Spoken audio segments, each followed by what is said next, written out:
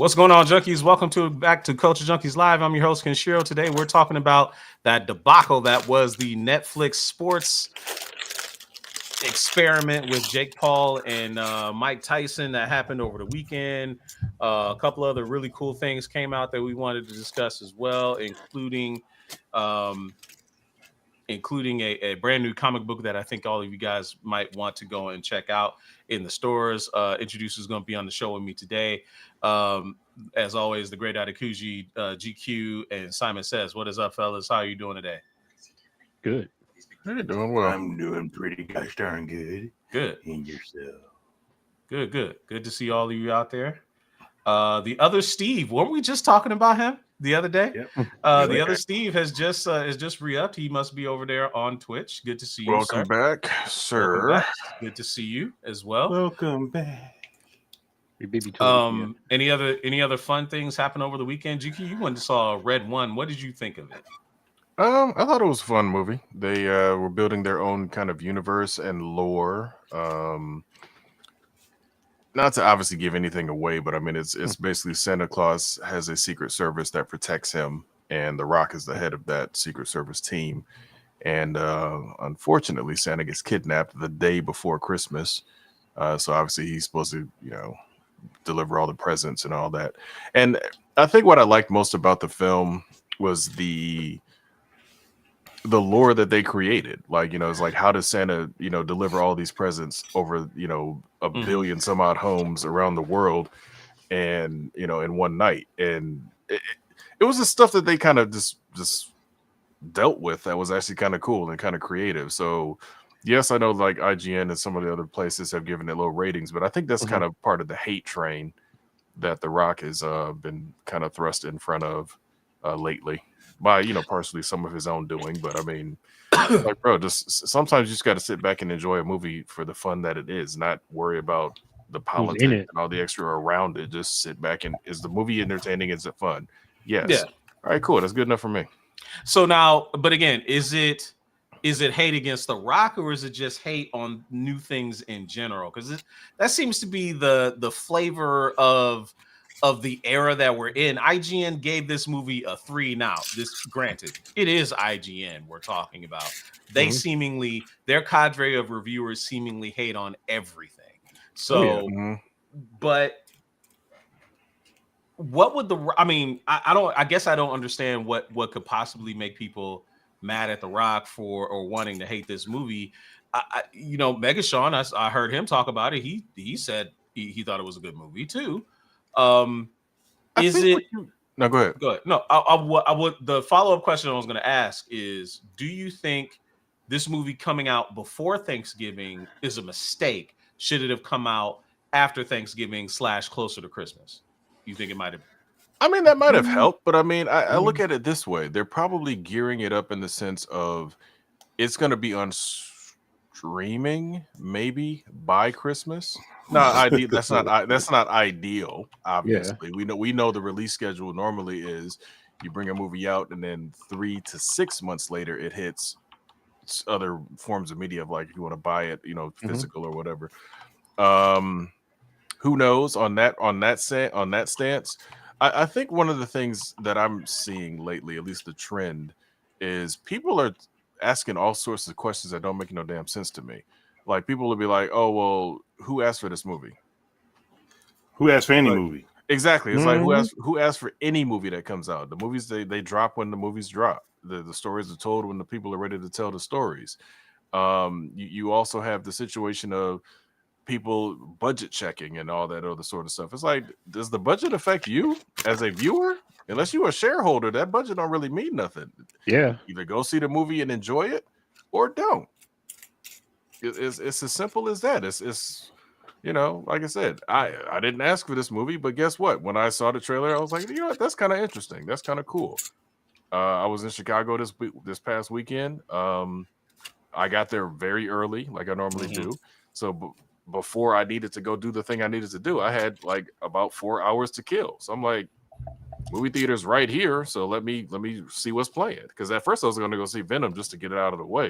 I'm like, You still haven't seen that? I'm surprised. nah, it was just one of those things where it was like I was going to go see it, and then as soon as I saw that Red One started at a better time, closer to because again, you know how it goes. You go into a movie, you got trailers, you got all the other stuff. I was like, I can't run late. So I just need to see whatever's closest to right now. That's not too long where I got to, and Red One was it. And I enjoyed it. So got you. What's up to Knick Knack Paddywhack on Twitch? Welcome back to the show. Hey. The other Steve is saying, you talking about me? Hopefully it was good. Nah, man, we was trashing you. He was like, hey man, how'd you abandon us? You was one of our most faithful watchers and you ain't been around. So we dogged you to hell. You should just watch all the replays. I kid, by the way. And Marcus A64 chiming in on Venom says, I watched Venom on YouTube, which is that's wild. That's wild. I mean, I saw all of them in theaters so far, so I got to at least see this one too. Even if I catch it on like a $5 Tuesday or whatever, I need to at least see all of them in theaters. Right? Why not? And so in other news, I guess we got some other stuff. Basically, briefly, we could talk about. I know that How to Train Your Dragon live action teaser came out. Was that today or was that yesterday? I don't remember. I don't know, but people are complaining about that shit again, and I'm just tired of it because apparently dragons in whatever land this is historical. So, and the person that is being cast as Astrid, the person that's being cast as Astrid is not Scandinavian. She has a little melanin. She has, they say 20. She's 25% melanin. And it's just like I'm so tired of this food. I'm over that. That's funny. I'm totally over that. That's so crazy. Did you start off by saying apparently dragons are part of the culture of this area? Yeah, they gotta be. Apparently, that's because funny. People are saying it's based off an historical character. I'm like, what historical character? Really, man? Seeing TikToks of people saying this shit, and I'm like, Toothless was real. Historical character. Dragons, real? Astrid, all of it is apparently real. All of it. So I think what they're trying to say is because Vikings were real, that there could but in the area. I've learned that Vikings were a job. It wasn't a class. Yeah. It was a job. That's what you were. Yep. Whatever. I don't give a shit anymore. I'm just tired of hearing all this dumb. But who gives a shit if it's a fucking what you call them? People are like, "What? You wouldn't want to see Storm being white?" And I'm like, "Oh my god, that tired argument again." Oh man. Here's my rebuttal to that though. Let them try it. Yeah. See how stupid. Let them do it. It does not affect me as a person. It's one of those things. It's like, okay, you tried it. It may or may not work. Who knows? Do Black Panther with a white guy. Try it out and see if it happens. See if it works. It may work. It may not. But if y'all want to, if that is the constant go-to, go ahead and try it. Because a lot of the times that they've quote unquote race swapped, it was fine. They were up in arms when Idris Elba got cast as Heimdall. I'm like, dude. Nobody said a damn word. No. They were complaining about that. They were complaining. Yes, they were complaining. They were like, he's white. I'm like, dude, he's a freaking gatekeeper. That's I'd like to see how the world would. Sorry, I'd like to see how the world would be if nobody lost their melanin. Because there's the only reason why there's some people that have melanin and others that don't is because where you were born on this planet, you needed your adaptation of being a human being, and that's friggin' it. I just wonder how the world would be if just nobody lost their melanin. It's just when the human race moved out of Africa and to Europe and Asia, the melanin just stayed. I wonder how the world would be right now. Interesting. I know we'd still have fighting because people still still fight, but would it be just dumb bullshit? Like, it would probably be fighting over more resources than just straight up like, I don't like you because you're different. I don't like you because you don't have natural sunblock. Yeah. Go ahead, Simon. Go ahead, Simon says. Well, no, I mean also a religion. They fought over religion. That was people. They still fight over religion. They'll always be doing that. Yeah, that's still a thing. So, they'll always be doing that for whatever stupid ass reason. Anyway, so Fallen Marvel is talking about the he's getting eye strain with the new NBA court designs. You missed last week when we were talking about all those court designs last week when they all came out. Down every single one. And, Sure did. Wait, have they started playing on those already? Oh yeah. Oh Yeah. yeah, they have been Yeah. like the past 2 weeks. So like yesterday Yeah. was The a Lakers, great game. It was Dalton Connect. That's a whole Yeah, separate thing. That's Whole dude. That's separate dude. thing. With Dalton Connect. He's the real deal. I'm talking about that game between the Cavs and the Celtics yesterday on Celtics on the Celtics green parquet, big block parquet floor. I just want to see a game. I want to see a game on one of them orange courts. I have to see that. Have to see that. So Is the Knicks playing? So the Suns? The Knicks have already played on one of their played a game on one of theirs. And yes, it's about as distracting as could be. I gotta look for some clips then. So those sunglasses that you're wearing right now, wear them when you're watching them highlights. Yeah. It's crazy. It's so bad. You can actually go on YouTube and watch the highlights.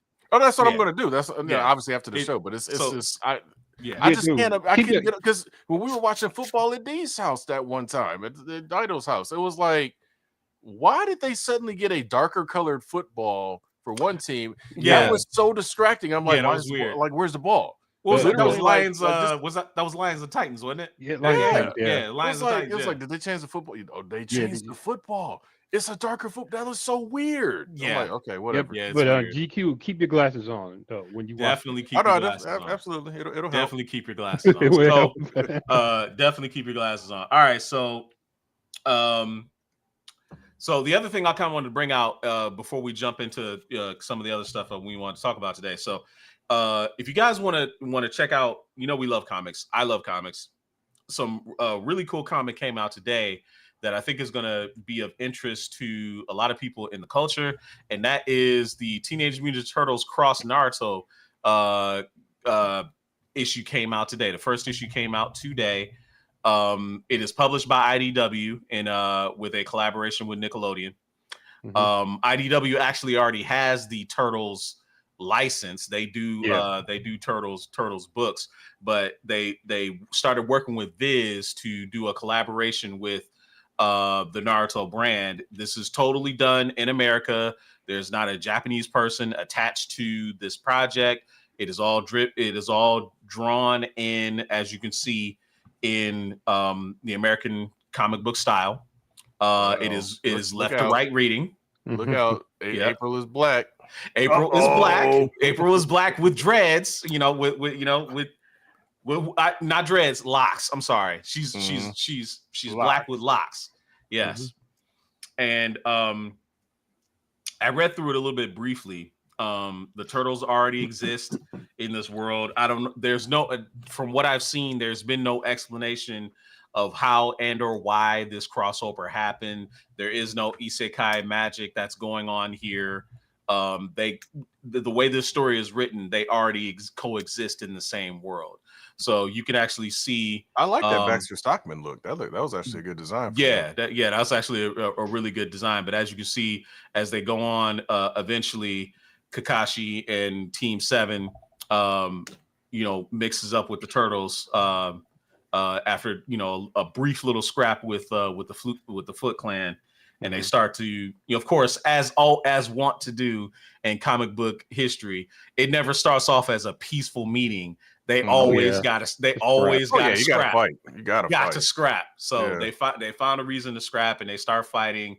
Raphael versus Sakura, Leonardo versus Sasuke, Donnie and Michelangelo versus Naruto. Which he pulls out his, and Kakashi versus Splinter is kind of like the first mint. So anyway, I'm not going to spoil too much of it.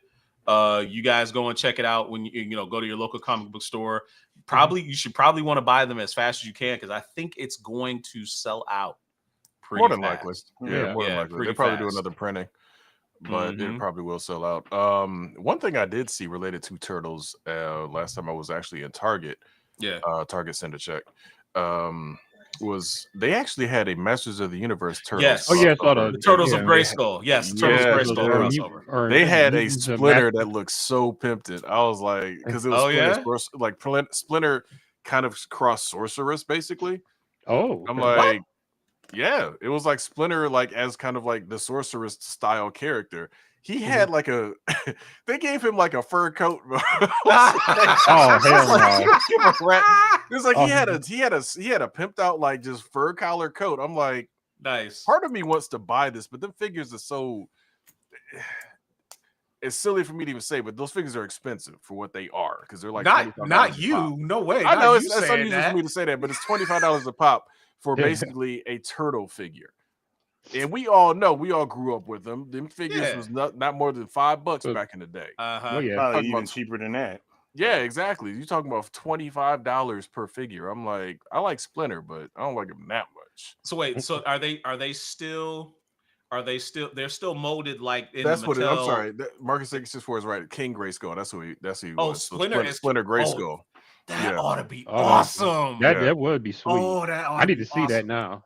Okay. Yeah. So part of me wants to get it just because it's like it'll probably be one of those rare things that just as soon as it's gone, it's like, yeah, this figure's worth $8,000 now. Yep. Like, okay. Oh yeah. Like, all right. Yep. So find all 4 turtles, get Splinter.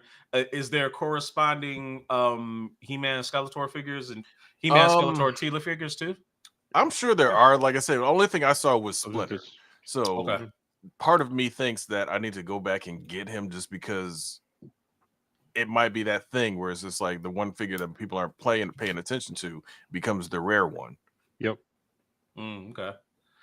Oh, wait, hold on. Marcus 664 is 47 months. Congratulations. Thanks for the subscription, man. That's awesome. Sir. Appreciate you. See, other Steve, unlike you, he's never late with his resub. He's always doing I kid. Wow. I kid. Shots fired. I kid. He's saying they're on wave 5, so I'm way behind then. Wow, that's crazy. That's crazy. Nick Lack Padawash says, not gonna lie, that TMNT Naruto sounds like fire. It looks like it is. And when they announced it months ago, I was like, yo, that's pretty cool. I never saw that coming. So yeah, going to the store, going to the comic book store. I'll probably try and get over there tomorrow. Sometime I'm on lunch break and pick up an issue because I know that thing is gonna be. If it's not sold out already, it'll be sold out before the weekend. It's good to see. Oh, go ahead. No, I was like seeing. Hopefully, they had like multiple covers. That'd be kind of dope. If I it would be in my hand, especially if they get one done by Masashi Kishimoto. If Kishimoto does a cover, I would buy that on the spot. Yeah, that would actually be sweet. Yeah. Apparently, Turtles has been doing a lot of crossovers throughout the years, and they've all so far been pretty damn successful. Yep. So the Turtles Batman that was pretty good. The Turtles Batman animation was Turtles amazing. Batman was pretty nice. I'll never forget Shredder getting pieced up by Bruce, man. That was awesome. Well, what you call it? Shredder gave it to him, and what you call it too? It wasn't like a domination thing. Yeah. Don't try to like. I know. I agree with you, dude. It was like it was not one sided. Yeah, Shredder got him. I just like to him. Oh yeah, but the thing is, it was the way it was set up was so perfect. When Shredder was like, "All right, I'm about to leave," and then Batman got to put a grapple on him, like, man, Shredder turned around like, "I know you did not just throw a grapple around my arm, talking about you gonna keep me here." Right. No, when he first showed up, like he did in the actual movie. Yeah, he just dropped in like. I was like, okay, that's there awesome. he is. There's Splinter. And then I thought it was funny when Bane tried to break what's his name, Donatello. He broke his knee off his shell. That was funny. Yeah, like I said, they did a great job with it. They really did. It's cool to see. Now if they're going to make an animation out of this comic, that would be interesting. That would be pretty interesting. I don't know, because Viz is involved, and I know Viz has a direct line to Japan. Maybe they might do that because I'm not sure how popular the Turtles brand is over there in Japan. It's got to be popular enough that they've had, at least as far as I know, one series that was Teenage Mutant Ninja Turtles where, in my honest opinion, was the worst thing I ever seen because the turtles transformed. They would henshin and they would turn into super turtles and have the transformation like what? Sailor Moon. I remember that. I'm not joking. No, he's not joking. They were like mutant, like Power Rangers, pretty much. And they transform, and I was like, we watched that. We did. We watched it many years ago. Yeah, but my opinion is when Japanese take American properties and like all the stuff that they do in anime that we like, but they add it to the American properties, I don't like it because They did. Mhm. They had Avengers. a Marvel Avengers, but they Yeah, they turned them did into Pokemon, where they had the kids, Oh my had the Avengers in the God. fucking thing, and they would throw the fucking, and the Avengers would pop out and fight. And I'm like, what the fuck am I looking at? I Yeah. see it. It was a manga and anime called Super Turtles. Yep. Mm-hmm. Oh no way! Yeah, some of the tropes they apply just don't work. No. It's literally, I would rather them just take the story and do your animation style on the story. Yep. Don't add any extra tropes, no extra weirdness. Just take what we saw out of the comics right. and animate it the way you guys animate. That's literally for the longest time when we were watching X-Men and they showed those little glimpses of the Japanese Open. It was like, dude, give us that. Give us that. Yeah. Mhm. Nope. And then they So gave it's us that X-Men anime that wasn't quite. It was okay, but it wasn't alright. quite. Wolverine it with wasn't the quite as fucking good. pretty boy and the long ass mullet or whatever. Oh yeah, the Wolverine standalone. Yeah, No. that Yeah, was that was yeah. bad. Yeah, that was really The really one bad. that they That and obviously Blade. did well was Iron Man. Iron Man It was like, good. because you expected like, okay, you're doing Yeah. mech basically. So Iron this is Man that. Iron Man and X-Men were good. The Mhm. Blade Blade and one wasn't- Wolverine were it was bad. bad. Blade and Wolverine were bad. Very Yeah. bad. Nick Nack Padua says, what about Japanese Spider-Man? That is so weird but awkwardly awesome. He's right about that. A lot of people like that one. You mean the live action one that came out in the 70s Yeah. or the 80s? Mhm. Mhm. I mean, that definitely still felt Super Sentai, but don't get But me it's on wrong. purpose. I mean, it had its own thing. I'm just talking about like the cartoon stuff. I have not found, because even Transformers, a lot of people think Transformers Japanese. The toys that were made back in the day, they were not Transformers. Hasbro bought the toy line and created the characters. They created the storyline. They created the cartoon. Transformers was done by Americans, and when what was Diaclone? I'm sorry. Right? Yeah, Diaclone and Microman. Well, Diaclone, Microman. It was more than one. It wasn't just one toy line. They took a few toy lines and they made them Transformers. And when Transformers ended over here, it kept going in Japan, and it was still like G1 style or whatever. But like it just would not. And then I saw this. Oh my gosh, it was just so bad. But then they started doing trains. I'm like, why you got the trains flying in the sky? Like, I don't get it. Why anyone transform trains? Like that's where the headmasters and stuff came from. But they were combiners, and the trains combined into it. I'm like, okay. Yep. They love doing that. And then the other one that they really messed up was Batman Ninja. I don't care what nobody says. How did that get a sequel? How did that get a sequel where it's Batman Ninja versus the Justice League? Like, how did that get a sequel? I don't know. That and was it Suicide Squad Isekai? No, Suicide Squad Isekai was good. That was good. I tried watching that. It still didn't do much for me. I liked it. I thought it was good. Yet. Dude, man, Clayface and his damn Michael Jackson impression was just Clayface was awesome. King Shark was awesome. Harley was awesome. I'm trying to think. I think Deadshot was actually pretty good too. Like everybody in the Suicide Squad was actually really, really good. I enjoyed it. Like I implore both you and Dido to stick with it. It gets really, really good, especially towards the middle and the end. And I think it was a very, very well done, well done anime. Remember, Fallen Marvel said they're trying to redeem themselves, I guess, by doing the sequel. So we'll see. Okay. But they're doing the same animation style. So what kind of redemption can there be? Like, here's the thing. Batman Ninja's animation for me wasn't necessarily the problem. The designs and the different takes on the main characters we've known for all these decades, that was fine. It's when you started getting into, again, the tropey stuff. When you started throwing, you almost lost a piece, huh? I almost lost a piece. No, it's like when you went underneath the entertainment system over there. That sucks. But no, it's like when they started throwing in the extra tropey stuff of the transforming castles and all that. I'm like, okay, now y'all are just going too damn far. They can't help themselves. The Batman Ninja story could have been cool. It was just they went way over the top. I'm like, okay, this is not fun anymore. Yeah. All right, so let's. So obviously over the weekend we saw. Well, some of y'all saw. Some of y'all saw it. Don't say that. Don't say that because some people saw the Tyson versus Paul fight, and the pre-fight card.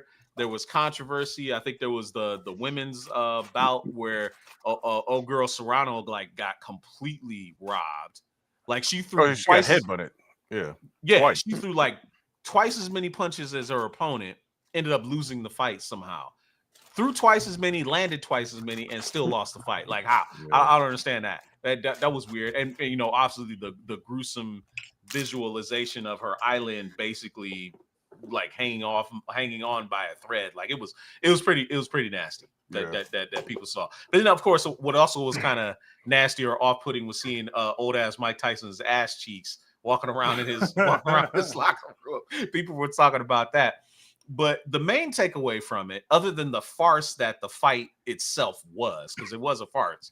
Don't kid yourself. Mike Tyson was pulling punches. They actually showed 100% some clips. pulling punches. Yeah. They showed some clips of him actually. He had Paul dead to rights, and he did not throw the punch. He was like, oh, I just remembered. That's my payday. I better not throw that punch. I digress. Netflix as a platform wants to get into live sports, but it kept crashing for me on my TV app. I'm not the only one. I think it happened to a bunch of other people. Weirdly enough, it worked fine when I tried to pull up the fight on my phone. But when I tried to use it on my TV, it crashed all the time. There were 65 million people that around the world that watched this fight. Boxing is one thing. The NFL is another, because in Christmas, they're going to be doing live NFL games. Imagine if Netflix fucks that up. And then they're going to be doing WWE starting next year. But in January, I think they're doing Raw. Yeah. Yep. Do y'all think this is a bad idea? Netflix and sports. I mean, already it's starting to be looking like it's going to be a bad idea. Because I was kind of like saying from the beginning when they got Raw, I was like, okay, is this going to be live or I'm pretty sure I knew it was going to be live, but I was hoping that it would be taped, because I know, you know, from experience, when you're trying to like stream live events across like multiple, like on a platform, it's going to crash. You're going to have issues.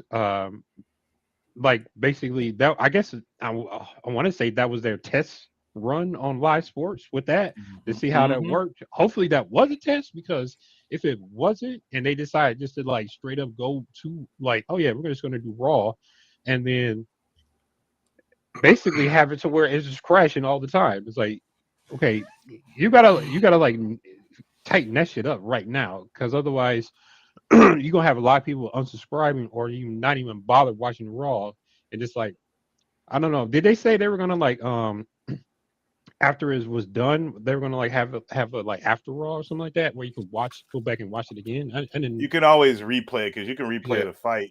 But my thing is, and sorry to interject, no, a lot of people are forgetting one caveat.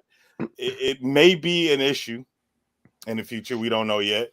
But Netflix doesn't release the numbers of how many people watched it. Maybe they will release the numbers, but I think there was way more people all around the world trying to watch in, and their servers couldn't handle that. And I don't think Raw is going to have that same amount of people watching it. Raw is going to have whatever their numbers are currently move over to Netflix. And unless Netflix did a thing where if you were in like North America, you couldn't watch it. If they did not do that, that's the whole entire world that has access to Netflix was probably trying to watch that fight.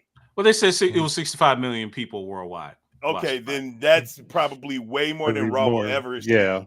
And that's Raw, because they probably have never had that much streaming. No. Anything. I don't even think like any football game, any soccer football match. Trying to think Taylor Swift. But that might not have been live though.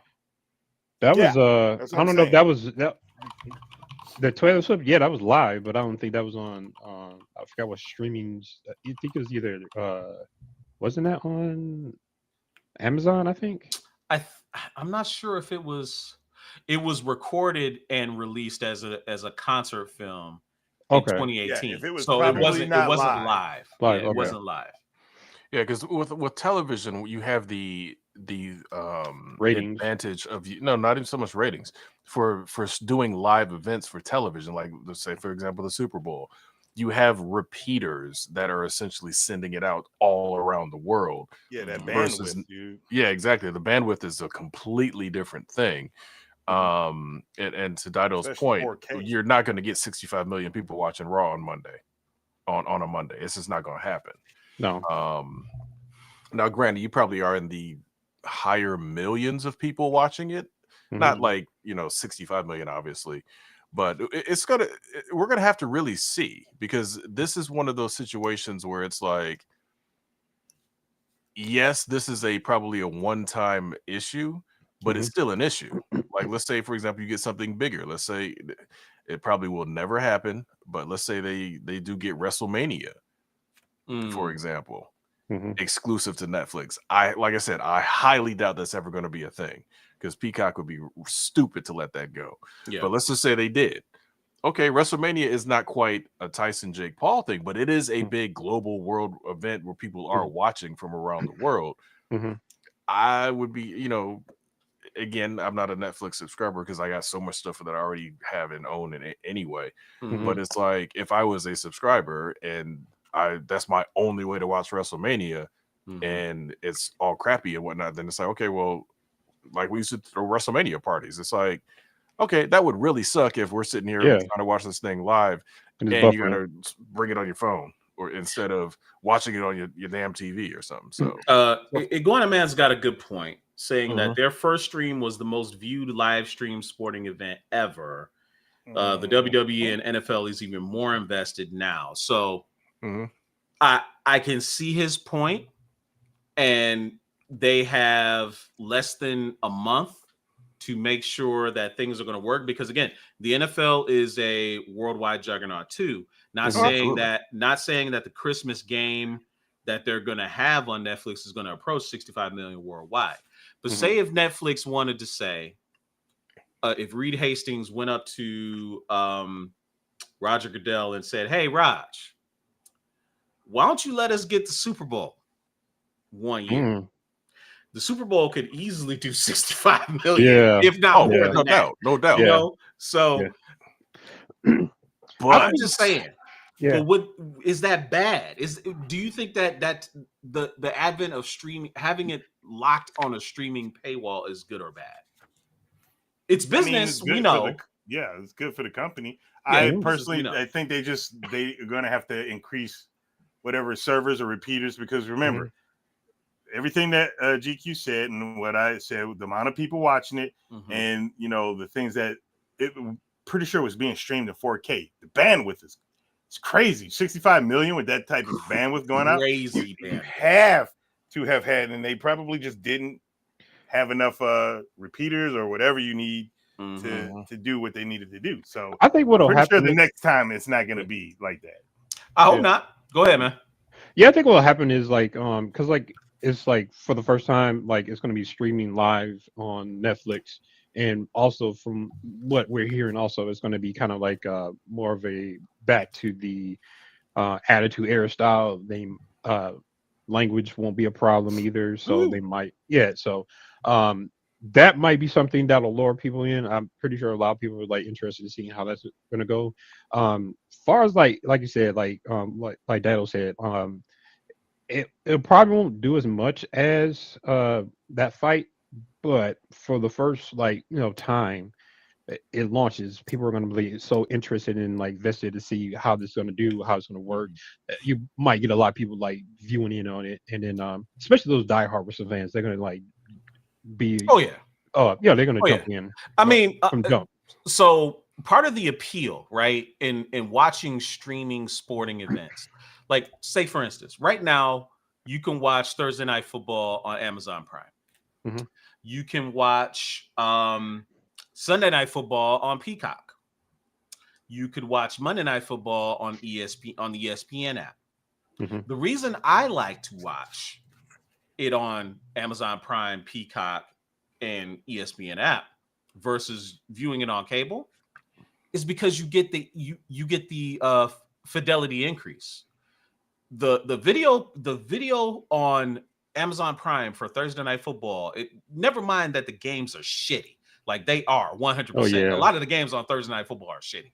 They need to do better with. They need to do better with that. Number one, but the quality of the video is so crisp. It's broadcast in HDR. You can see everything. Yeah. It looks great, right? Cable can't compete with that. Imagine if these other networks, ESPN, Peacock, whatever, Fox started streaming a lot of their weekly offering of games on Sunday. Oh man, you would never get people to leave. You would have them forever. You know, especially you can use your 4K TV and watch everything in high in HD in Ultra HD. Oh shit. Amazon's getting NBA games next year too. I can't wait for that. That's gonna be amazing. I can't wait for that. That's gonna be great. You can see all those ugly courts. You can barely see the ball. I mean, I don't know. In HDR, you'll get the different shades of orange. I don't know, man. You might need to wear some blinders for those too. Right. No, to your point on that, you're 100% right. It's like you will finally get the actual, true use out of your TV. We all have 4K TVs, so it's just like you'll finally actually get, true 4K broadcast coming your way. I think to your point with the Super Bowl, I think that one's baked into the old style of commercials and ads too much. I don't know how. You forgot about that. Imagine you are a company that just paid $5 million for 30 seconds and your commercial don't run properly because the server crashed.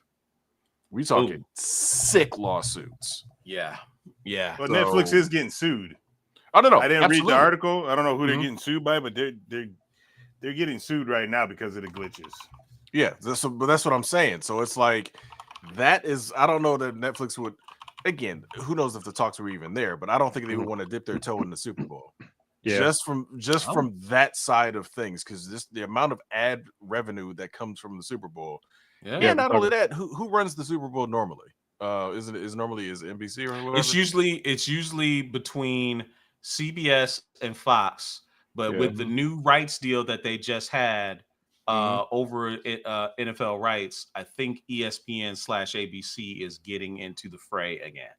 So, but again, at some point, from what you just listed, those are all still technically traditional television, terrestrial television. Regular. Yes, they are not giving up that money. They have the streaming though. All of them who you said have their own streaming platform. Oh no, they absolutely do. But what I'm saying is like as far as like let's say Netflix trying to lock it up and get it as an exclusive thing to Netflix being the carrier for the Super Bowl, I don't think that'll ever happen just because of the amount of money.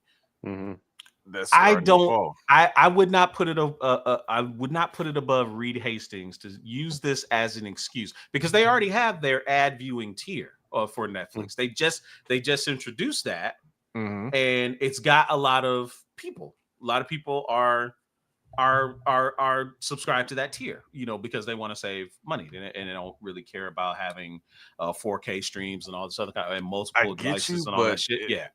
But it's literally like the reason that the Super Bowl is shown on those, like I said, the terrestrial channels is because all you really got to do in most cases, turn the TV on, you got access to it. You don't have to jump through a paywall to see it. And advertisers, they're trying to get as many eyeballs as they can get. Yeah. So for them to outright say, okay, you have to have Netflix in order to watch this. Okay, and Iguana Man, this is exactly what I'm talking about, right? He says the Super Bowl has to be available to as many households as possible. It has to be on local TV. Here's the problem with that in modern day business thinking. If Netflix ponies up enough money, the NFL is not going to care. Oh, hell no. Especially if the advertisers get concessions from Netflix, say, hey, we're going to run a stream where your commercials are going to play, and it's going to play to all of our subscribers, right? They could rival. There's 65 million people. There's 65 million people worldwide would eclipse whatever is done for the Super Bowl being watched only in North America, right? And I'm not sure if the Super Bowl is available outside of America. I could be wrong, right? I don't know enough. No, it probably is somehow. Yeah, I don't know enough about that. And just to make a joke about this too, Yeah. it'll go up with the Swifties if the Chiefs make it. I didn't even think about that, but yeah. Yep. But Yeah. he's not wrong in thinking that it feels wrong that as time goes by, sports as an entertainment medium is being taken away from the common man ever increasingly. Like, look at it; it's almost impossible to get a regular season ticket to a football game. Mhm. Depending on the team, it may be impossible Oh, yeah. to go to a basketball game, hockey game. Baseball seems to be the only one that hasn't fully priced out the common man, but all the other sports seem to have done so. Yeah. And this is another step in that direction because now you're paywalling a huge event like the Super Bowl. Something about it feels wrong. Even to me, it's something about it feels wrong. But we know the CEOs don't really care. They don't. No. They don't really care. They don't. It'd be interesting to see. It'll be It would interesting be because, like I interesting. said, I mean, Netflix apparently has deep pockets. We've talked about it before. They're throwing Do they $5 ever? billion They- to WWE for that exclusivity. Right. So Didn't Hell, blink. they what was the budget for that Rebel Moon movie? It was like 200 mil or something like that. 100 mil. They throw Saxton. money. They threw money at that. Saxton. What did they care? Shit. Anyway. yeah, I mean, they got it. So just real to put a bow on this, since Dido brought it up, I did search for the lawsuit, and apparently it's been started by a resident of Hillsborough County, Florida, who says he's a Netflix subscriber, sued the company in Florida state court. The lawsuit filed on Monday speaks to unspecified monetary damages and class action status, which smart thing to do on behalf of all the other consumers who were affected. Accuses Netflix of breach of contract and deceptive trade practices under Florida law, and alleges Netflix was woefully ill prepared for the high demand of the Paul Tyson fight, and that the live stream was unwatchable because of their problems. He's not wrong. That's fair. He's not wrong at all. Yeah. He's not wrong at all. So I just think I it's don't know. crazy that the TV app, because you're like you said, you're not the only person that said that. Yeah. A couple other YouTubers and stuff have responded, essentially saying that their TV was glitching out, so they were able to watch it on their phone. I'm like, it seemed like it would be the other way around. Like you try to get as many TV watchers because that's what people are going to be doing, having watch parties at home. Exactly. But whatever. And this is kind of what brought me to the thought of even talking about this today, because it's like I could watch that fight on my phone, not a problem. When it comes Christmas time and the NFL is on, I ain't gonna want to be watching no game on my phone. I want it to be on my TV. Exactly. Like, come on. Like, It's like sitting there watching Raw on my phone, be like, exactly. is that a body slam or a tombstone? What the hell? Right. Exactly. 100%. Anyway, I hope they do get this resolved. I'm still not sold on Netflix as a platform for sports. I mean, I know I know these streaming companies want to be everything to everybody. I just feel like there's a little bit too much. Thank you. Stay in. I feel like there's some measure of staying in your lane. Don't necessarily try and blur. Not everybody has to be good at everything. Not every company has to be involved in everything.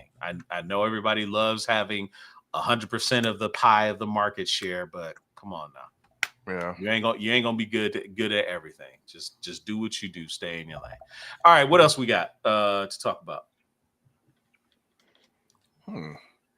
Well, I don't know. I almost want to keep that topic for a whole nother show, because I'm sure if we start talking about the 80s and 90s, chat gonna have all sorts of stuff to talk about. Oh, yeah. So we might have to hold that one off until next week.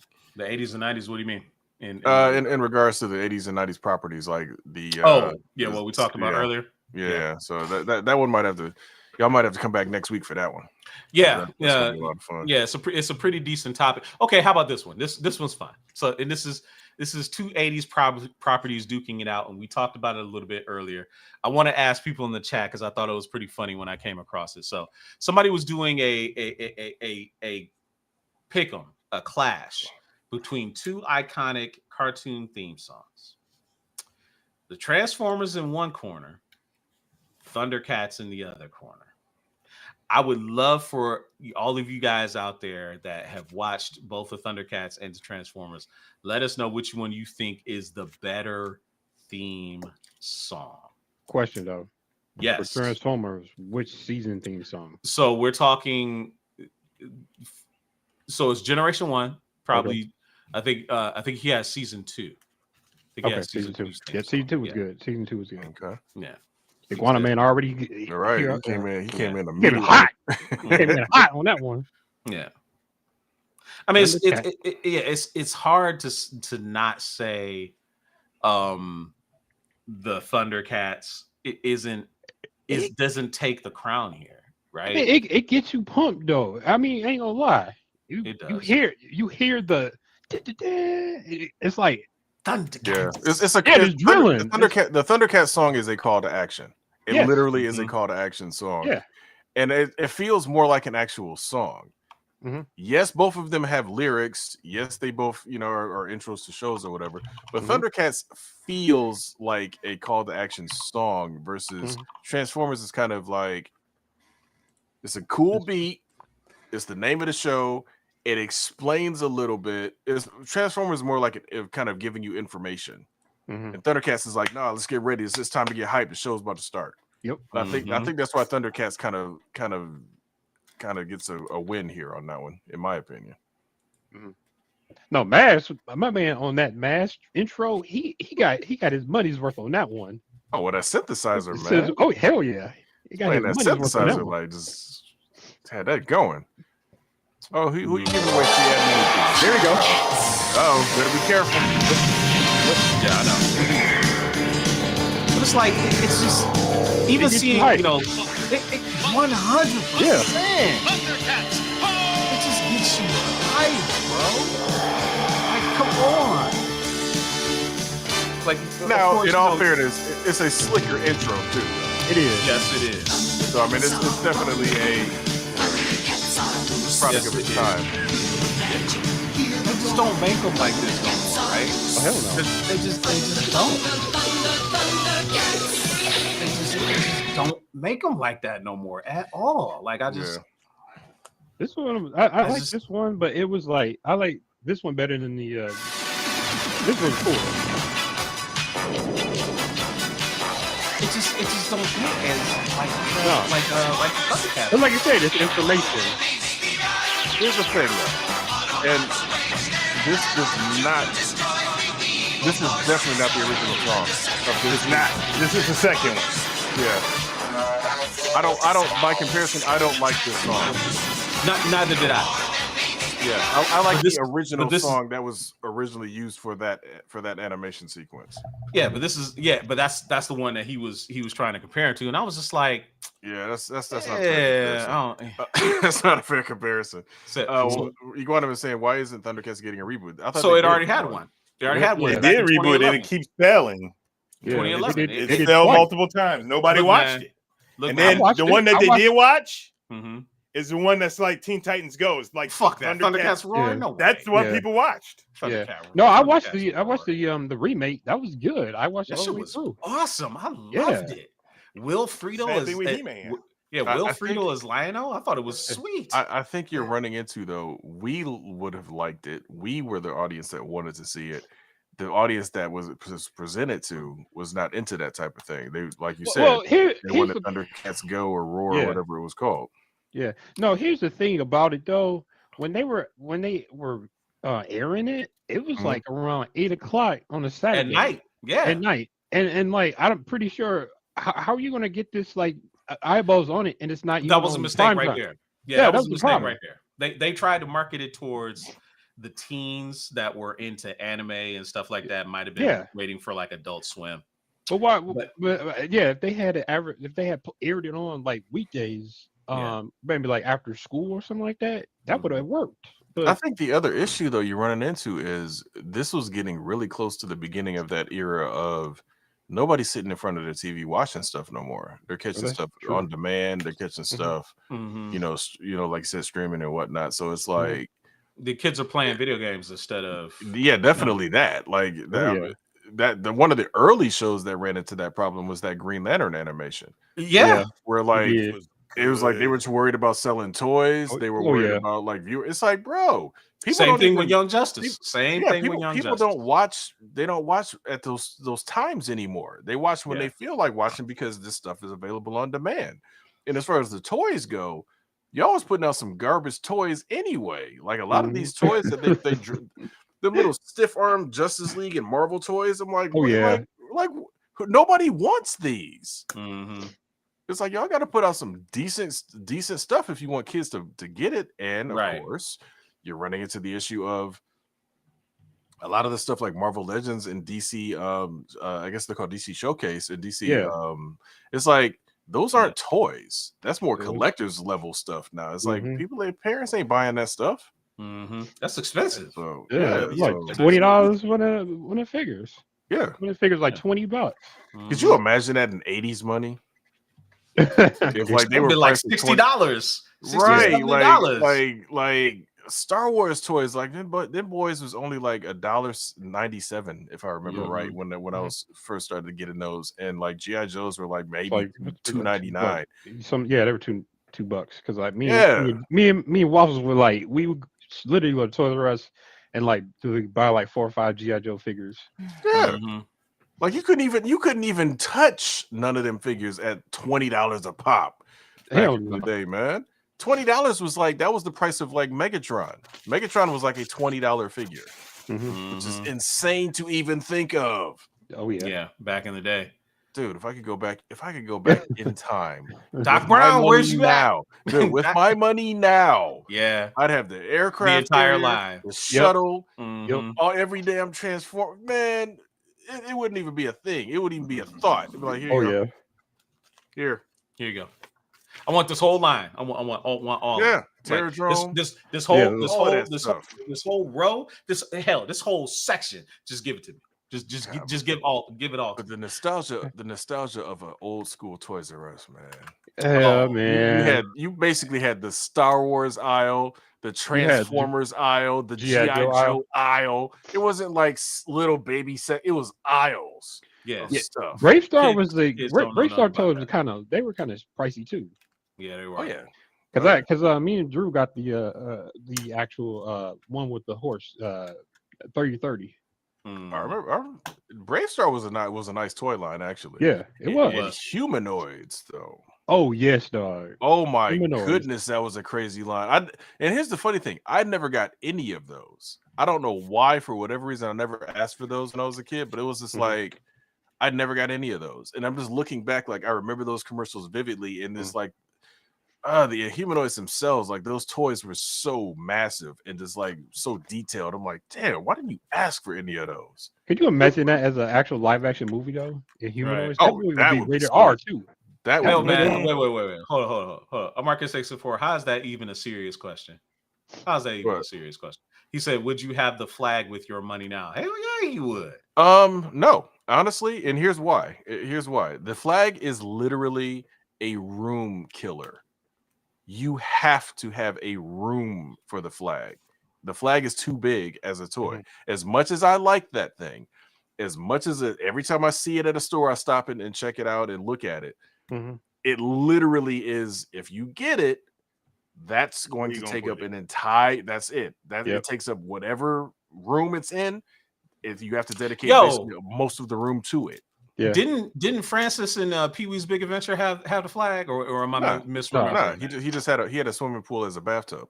Oh, okay, all right. What about? Because remember, the flag can't float. The flag does not float. Oh, that's right. It does. It's a play set more so than it is an actual vehicle or anything. What about? Did you have the pit?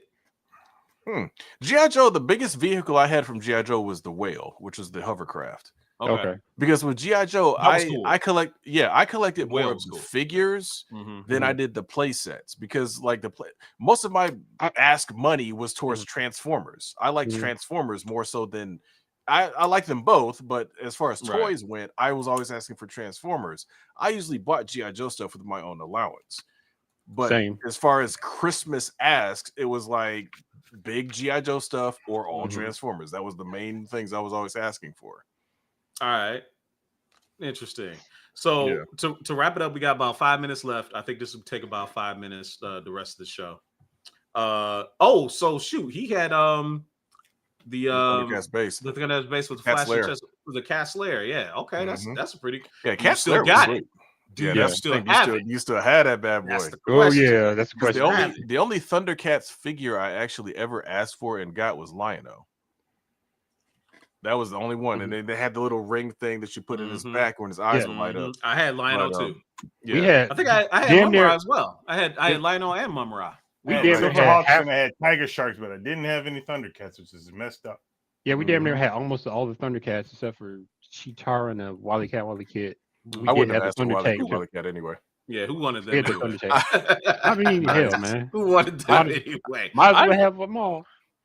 I mean, Yeah. no, I get that from a collecting thing, absolutely. But I, as a kid, As a I kid, would have nah. never asked for Wily Cat, or Snarf. I would have Shit. been like, you can take them back and give me a Panthro. For the or Silverhawks, somebody else. I had the Mirage and Bluegrass, Same, Nice. and I also had the Copper Kid.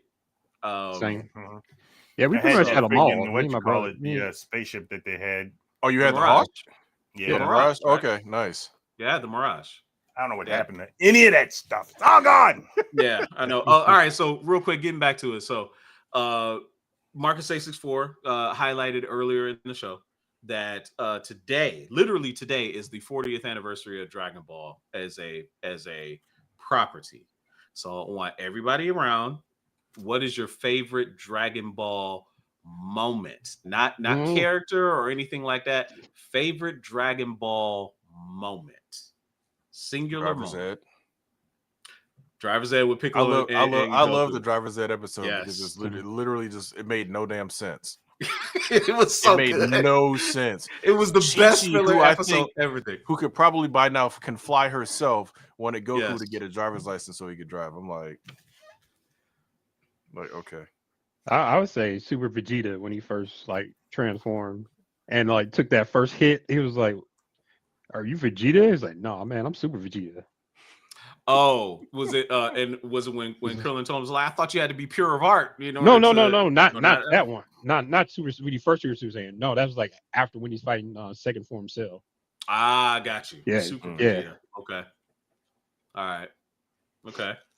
Super Saiyan 2 Gohan was my favorite moment when he literally exploded and and let it loose and he went beast mode and murked all them Cell Juniors. Mhm. And he was humiliating Cell. That was my favorite moment. It looks like you and 100%. Takeem got that one in common. How about you, Dido? I was gonna make a joke and say this Popo Bichi, but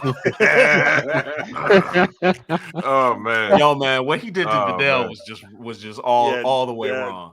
and that was wrong. But no, that was definitely not my favorite moment. I think my favorite moment was not necessarily.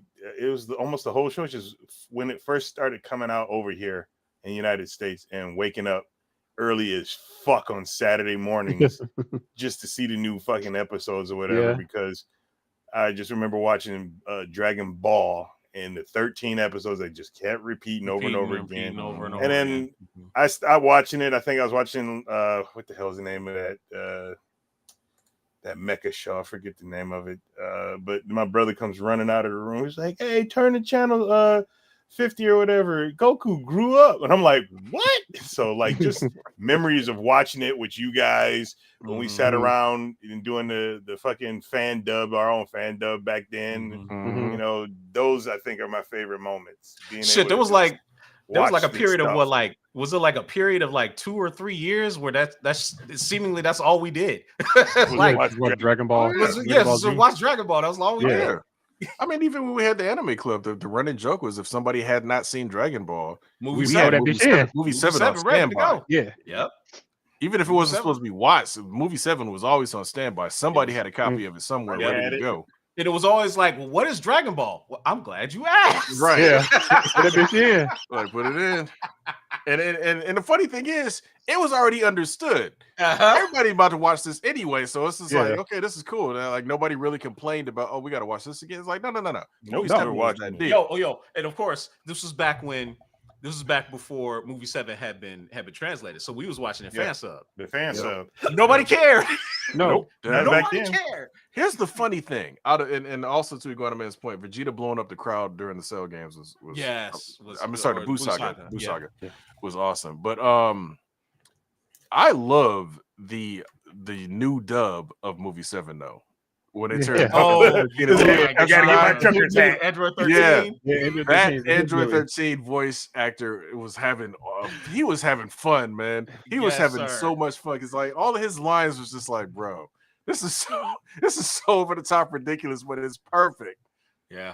I was like, okay. Yeah, it's pretty So, good. It was really That's good. always been a great series, man. Toriyama did his thing. Rest in peace. Yeah. Yes, he did. Man, it's such a shame to know that he's gone. Dang, that's so much. If you guys haven't been watching, of course, obviously Dragon Ball Daima is out. Go ahead, I'm watch enjoying that. it. Sparking Zero. Real quick, I wanted to get you guys' take on this because it was a bit of a point of consternation for some people in the group. But the Game of the Year awards, Game of the Year nominees for 2024 were announced earlier this week. And the nominees are Astrobot, Metaphor Red Fantasio, Final Fantasy VII Rebirth, Black Myth Wukong, the DLC of Elden Ring, Shadow of Erdtree, and Balatro. What do you guys think is going to take Game of the Year? Game of the Year. That's it. Just those 6. That's hard. Yeah. Those are some toughies. I haven't played Astro Boy. I want to buy it because I love me some platformers. Mhm. Probably my number one favorite genre is platformers. I haven't played Black Myth Wukong because I'm waiting for it to be cheap. Can't be buying games at $70 and have them sitting on the side. Mhm. So in Elden Ring, I didn't play the DLC. I want to get the DLC. I have played Elden Ring, and I really like Elden Ring. Didn't it take the best game of last year? I believe. Elden I think Ring? when it came Yes, out, it did. it might When it have. came out, I think that was 2 years ago. But when Yeah. it came out 2 years ago, yes, it did. It did win Game of the Year. Some people in the comments are saying it. I find it ridiculous that a DLC is being nominated for Game of the Year with all these other games that we've had out there. I think that's ridiculous because it's not a standalone game. It's literally an add-on to a game that already exists. Exactly. So I don't like that. So Final Fantasy VII Rebirth, I know King Takim is saying it shouldn't be nominated, but it literally is a whole other game, even though it's technically part of Final Fantasy VII. Story. Yeah, it's a continuation of a story, right? But you can go out and buy Final Fantasy VII Rebirth and play it by itself. Correct. The So DLC to me, to your point, the DLC you have to buy Elden Ring to play it. Yeah. So that's not really crazy. a game. That's not a Game of the Year. That might be DLC of the year. Mhm. But to call it Game of the Year, is crazy. That's kind of cheap. That's crazy. I'd like to see Black King Wukong take it. Black Myth Wukong. Yeah. I'm sorry, Black Myth. Yeah. Yeah. I'd like to see that take it because it's new. Mhm. Yeah. It's brand new. Now, granted, it's based on a story that we've all seen before, but it's still a brand new thing. Like let some new something come in and rejuvenate the game industry and get them out of this funk of sequels and reboots. And you know what I'm saying? Yes, there's plenty of original stuff out there, but a lot of the bigger studios aren't doing it. It's a lot of the indie studios that are doing the original stuff. The indie studios cost so much damn money. Oh no, absolutely, and I get that, but I would love to see, like Black Myth Wukong bring up a resurgence of, hey, we can do new IPs and new ideas. Yeah, because I agree with you on those fronts, right? However, for my money, I kind of believe that Astrobot is probably going to win it. If only because I feel like the widespread popularity of that game, even though it's a PlayStation exclusive, but the fact that it's such a visually impressive, challenging platforming game, and there's a lot of people that I know that have been playing it, very much enjoying it. I feel like it's going to take it. Now, that's not to shade Metaphor Red Fantasio, because obviously that was created by Atlas, the same company that gave us Persona 5. Very much looks like Persona 5, and I've heard nothing but rave reviews about it. Isn't your daughter playing that game? She is not. She loves Persona, yeah, and she's actually playing that Persona 3 remake that they just came out I remember not too long ago. Okay. But would she want to play this? Absolutely. I think she would want to play this. Absolutely. I think she I would. figured that. Yeah, because I know she's like a big fan of Persona games. Right. And Balatro is a poker themed roguelike with a roguelike deck building game, which is kind of crazy when you think about it on its surface. And now that I see it, I'm like, I might want to check this out, because like it's a poker themed roguelike deck building game. No, Sinvicta was playing it. You heard me talk about that guy, the Binding of Isaac. He was playing the shit out of that. Like that seems pretty cool. Like, yeah, I might have to check this out. Balatro, I might have to check that out. It's pretty cool. My 14-year-old is a Persona fanatic all of a sudden. Look, man, I don't know what it is about Persona. I couldn't get into it. I tried Persona 5 and I kind of got bored with it pretty quick. But that's just me. Maybe I'm just not a big JRPG guy, but I digress. I got into a little bit of an argument with a guy that said he thought Dragon Ball Sparking ReZero should have been a Game of the Year nominee, and I was like, no, it's not. It's not Game of the Year material. Popular. It might be fun and popular, but it's not. Yeah, it's not. I heard so many people dropped off of Sparking like no tomorrow. They did. Like it came out the same. Like, okay, Metaphor Refantasio, and we're basing this off of Steam player base numbers. Refantasio came out a day after Sparking ReZero. It has 1,000 more players right now than Dragon Ball Sparking ReZero. And Sparking ReZero had a high player base, but like you said, it dropped off within 3 weeks, like precipitously. Yeah. I think that you always get that with fighting games, though. Fighting games always have that, because Dragon Ball's numbers will go up again once they release their next round of DLC fighters or whatever it's going to be. Also, I know we're about to go, but Ghostface came out for Mortal Kombat 1, and he's awesome. Yes, all that shit. Okay. Yeah. Nice. I was playing with him earlier today and yesterday. He's awesome. Wow. Marcus Aces4 said, I'll be honest, I played it for 10 minutes and went back to college football 25. Wow. That should tell you something. Like, look, man, I know the novelty of the game was like, oh man, they made another Budokai.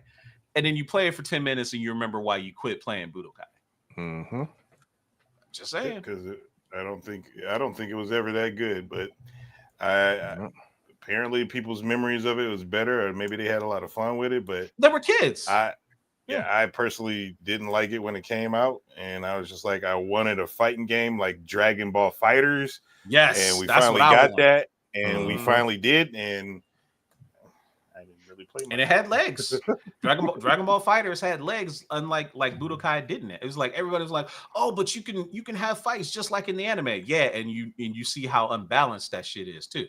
You see how boring it is to basically have people just running around throwing fireballs all day. Like it's boring. It's not fun. I'm sorry. Yep. But sorry. What do I know? I digress. Thank you all for joining us for our show today. We're going to go ahead and get out of here. It was wonderful talking to you guys for the past hour. Make sure you come back next week, 9 p.m. Eastern, 8 Central, for another great episode of Culture Junkies Live. For my friends, the great Edikuji, Simon Says, and GQ, I'm Kishiro. We'll see you guys next week. Take care. Have a good one. Get ready for Thanksgiving and a whole lot of good eating.